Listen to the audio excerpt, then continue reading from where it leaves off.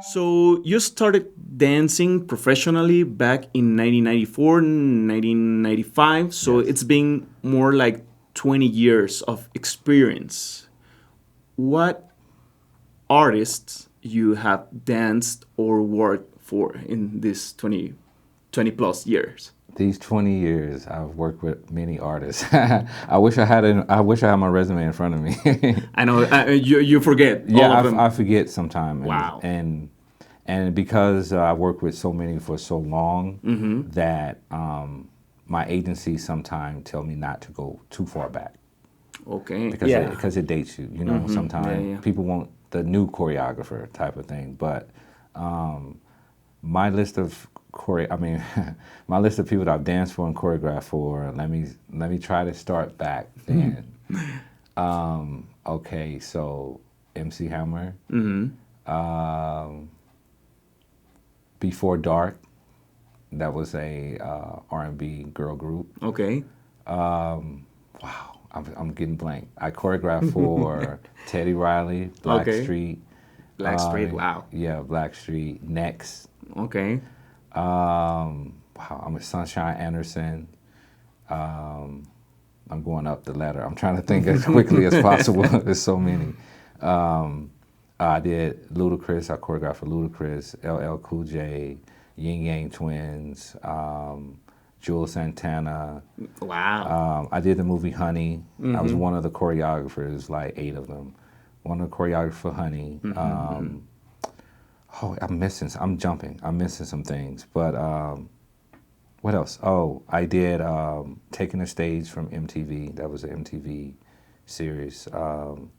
I did We Dance Game for kids, and I did We Dance Game Smurfs from the movie. Okay. Wow. So I did that. Nice. I've done Dasani water commercial. I'm still going. I'm still Lady Gaga, Britney Gaga. Spears, P. Diddy. Nice. Legends.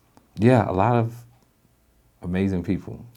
So, how about experience during all those 20 years? Those experiences in 20 years has been a roller coaster. Some good, some dips, some swims, some turns, but I must say that I wouldn't take anything back, the good and the bad. What is like your best experience, like the one you remember every day or something? I would say P. Diddy.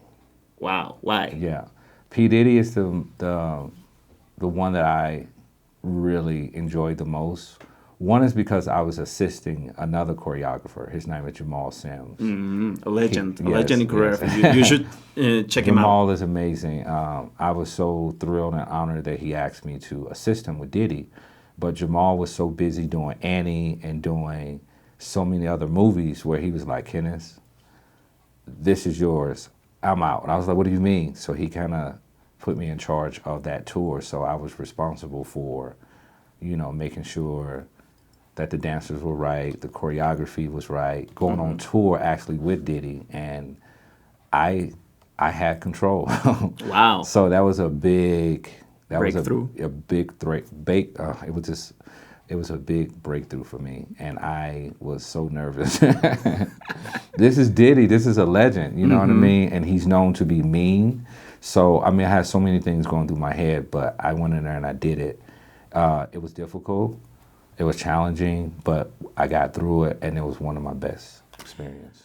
I would say Diddy is or was one of the game changers in the hip hop industry. Yes, for sure. He's definitely a game changer. Nice. Yeah. Great. So, which tour you did with Diddy? I did press play. Press play. Wow. Yes. Legendary tour. Yes, I know. I think it was like 2006. Yes. Okay. Yeah, So, we was on tour with, it was him and Snoop Dogg. They combined their shows together. So Wow. I know. Damn. And it's so funny because Diddy started off as a dancer. He was a dancer first. Yeah. Yeah. So to see another dancer be a mogul is amazing to me because I like that too. I want to do that. What he's doing. Was he hard on you? At first he was. First he Okay. was very like hard, but after a week or so he loosened up and it was fun after that. Okay. But that first week was woo. It was heavy. So that was because he didn't know you? Yes, I think I had a lot. He didn't know me, you know, a lot of those artists that been through so much, like Diddy been through so much in his life. He don't really trust people, or he don't know your angle. He don't really know your feel. So I understood that. So, but once he saw my work ethic and how I was being real with him, and just did my job, and I wasn't a fan. Even though I am a fan, but I wasn't a fan. So I gave him the truth, and I was just being me. I was just doing my job. So I think he saw that, and after that, it was easy. Yeah, because as a choreographer, as a dancer, we have like some kind of lecture about the body, the expression, the clothing, and everything. So we see some things that the rest of the people can't. Right. So sometimes the artists want you to tell them the truth about what you see on the stage, Yes, right? yes. Most artists want you to tell them the truth, even though they don't want to hear the truth. But we have to tell them as a good choreographer, you should be able to be real with your client or who you work for, whatever artist. And you got to tell them the good, the bad, and the ugly. You have to tell them. Fantastic. So that is the good of your career. Where is the bad of your career? I don't know if her fans will attack me or attack you, but Britney Spears was the worst. Oh, wow. Why? It was just the worst artist. I think because at that time I realized that she was in a contract and she was forced to do the circus tour. I did 2 numbers on the circus tour for her. I think at that time in her life she was going through a lot, but she was bound by a contract. So she had to do that tour. So once I realized that after, it kind of made sense. But during that process, I was like, what the heck is happening? She just wasn't there mentally. She really didn't want to dance. She didn't want to participate. It's almost like somebody was forcing you to do something that you didn't want to do. Yeah. So you kind of half did it and you wasn't in it. So that was difficult for somebody that I thought loved her job or loved what she did. But, that was very difficult for me to pull from a mega artist like that. It was it was difficult. Wow. But I had fun with the dancers. Okay. I mean, that's the good side of that. But working with her, didn't like it at all. Wow. So that is the bad. What is the ugly? The ugly is what all dancers go through is the payment, getting paid, getting the respect. Oh. Yeah. My situation with the movie Honey, I was assisting Lorianne, and Lorianne definitely did me wrong. I can't really say, but she did me wrong. But I took that lesson, and it made me smarter. And now I look at my contracts. I'm verbal about my money. I'm not afraid to ask for money. I'm not afraid to have my agent handle it. I was just so excited that I was doing a movie. I was so excited that a well-known choreographer, asked me to assist her. And I was so excited. But then the business part, I didn't care. You know what I mean? Because I was young. I was just excited to be doing a job. But Lorianne told me the ugly side. And I learned a lot from that. Wow. So sometimes you have to go through something bad in order to know what it is, because there's no books telling you how to be a choreographer or what you need to do. So you learn by experience. And that was one of the ugliest experiences. Wow. I mean, being an assistant choreographer in a movie is like a big job. It's like a breakthrough in your resume. It's like it means a lot for any of us as an aspiring choreographers or dancers or whatever in this industry. It is crazy that what could be like a great experience can become one of your biggest lessons in your career. And from that experience, I went into a deep depression for like a year. Wow. But I got out of that depression because a lot of people were coming to me as like, oh, I saw you in the movie. I saw you behind the scenes, but I got no credit. All I got is a pay stub saying that I was the assistant choreographer. If I didn't have that pay stub, people were telling me, you're lying, you didn't work on the movie. And I was like, here's my pay stub. I have that pay stub on my Instagram right now because some people were saying that you didn't choreograph that. You didn't help with that. I was like, it was about 8 of us. I did help with training Jessica Alba and Romeo. I'm the one who got them to get rhythm. I practiced with them at Millennium for hours. And I got no credit. Damn. So you see somebody win an award going, hey, thank you. I would like to thank my fans and my family. And I'm sitting up there like, you didn't do that by yourself. You had help.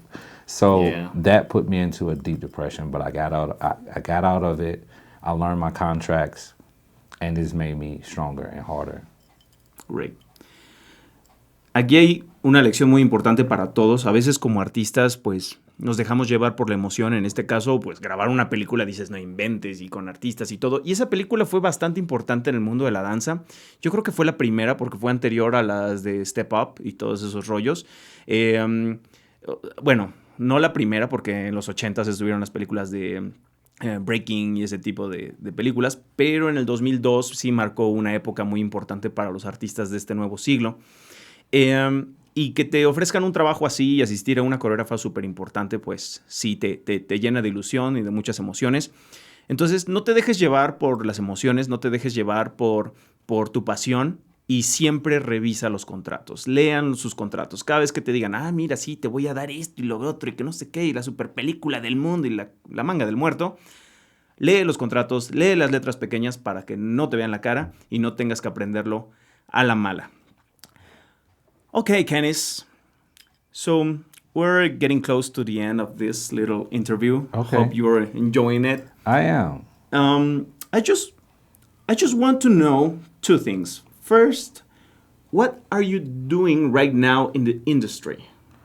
What I'm doing right now in the industry, I am trying, I have trained some of the best dancers that are great choreographers now. Jaquel used to be my student. Jaquel is Beyonce's choreographer. Wow. Sean Bankhead took my class. He does Everybody Under the Sun. All the YouTube stars for Jojo Gomez, Trisha Miranda used to be my assistant. That was my assistant for years. So I've been training some amazing kids and being mentor to them as well. So that's what I'm doing right now is giving back, giving the community what I didn't get. I wish I had people telling me, this is what you need to do. I wish somebody would have told me with the Lorianna situation. I wish I had somebody I can go to. I didn't have anybody. So I told myself at that time, if I ever get to that status, that I will always reach back and help those ones that I feel have potential. And those people still call me to this day and ask for advice or what should they do.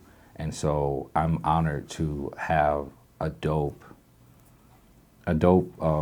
list of choreographers and teachers that I train. So that's what I'm really proud of, and that's what I want to give back to this business is that we need more mentors out there. We need to guide the people who don't know. So that's what I'm doing right now, and in the process of still living my dream as a choreographer, still traveling. I'm teaching more overseas. That's why I'm here too. Yay! Okay. Woo!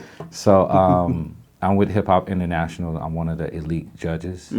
So I like to go to different countries and tell them the real about the business and not so much of what they see on Instagram or YouTube. And so when they do come to America, come to LA, they know what to expect because what you see on the gram is totally like, it's just false, you know. It's a little fraud going on, you know. It's a lot of people are making themselves bigger than what they are. So when they come to LA and they see, oh wow, I thought one thing.